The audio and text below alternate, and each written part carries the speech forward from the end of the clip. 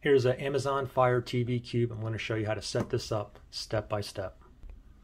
So first thing out of the box, you get like an instructions manual and some other pamphlets. You also get a remote with two AAA batteries.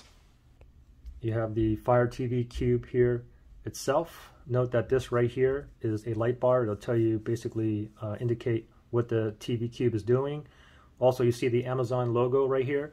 When you go ahead and place it, you want to make sure that it's pointing towards you.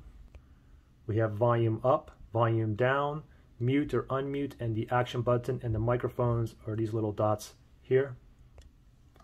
On the back of the Fire TV Cube, we have some ports here. First one here, we have power. This will use this one here to give it power. You have your HDMI port. Now you will need your own HDMI cable, which mine is right here. And over here you have your IR port. Note that this is not an audio port, okay? It's an IR port. And basically what this is for is to use the IR extender here, which I'm not going to need, but this one here, basically, if you have any other devices that you want to control, like a cable box, satellite box, maybe a gaming console, PlayStation or Xbox, and it's in a cabinet with a closed door, then you want to go ahead and use this. Plug that in there and put this inside the cabinet, which I'm not going to need.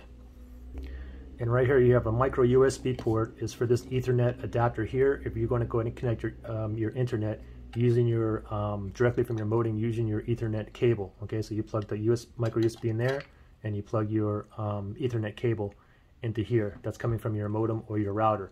For me, I'm going to be using Wi-Fi, so I won't be needing this as well. So let's go ahead and connect it. So first thing, we're going to go ahead and connect the power right here to this. I'm going to grab my HDMI cable, and I'm going to plug it into the HDMI port right there.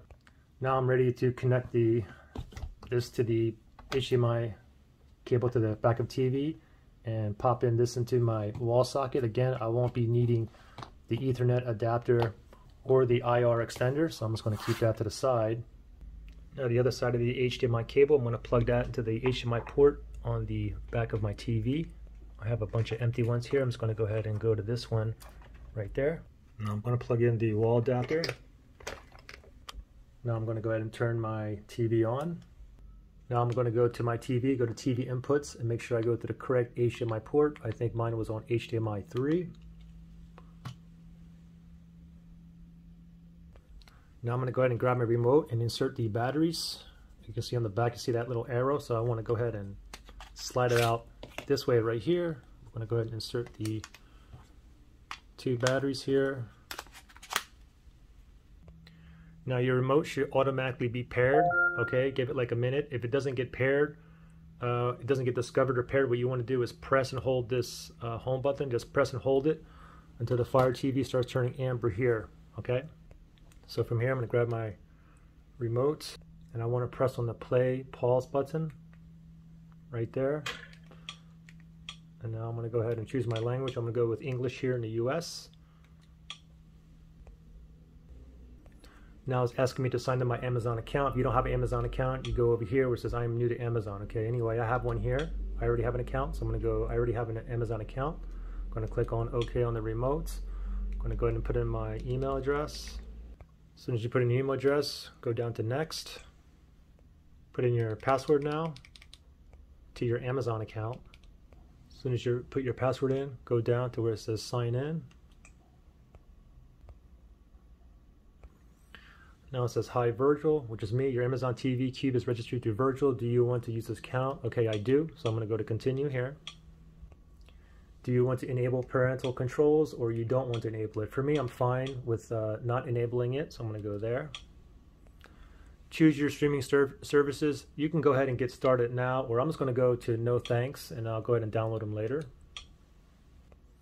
Enable Alexa to control your devices, so I'm going to go with continue here. You can always do it later. I'm going to go with continue. You can go ahead and read through this. It's preparing. Okay, let me go ahead and click on next now. Now from here, are you using a soundbar or AV receiver? So if you use a soundbar, go there. Use an AV receiver, go there. For me, I'm just using my TV, so I'm just going to go here. I'll click on OK.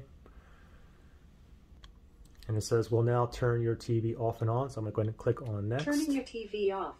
This may take a minute. Please wait. TV back on. This may take a minute. Please wait.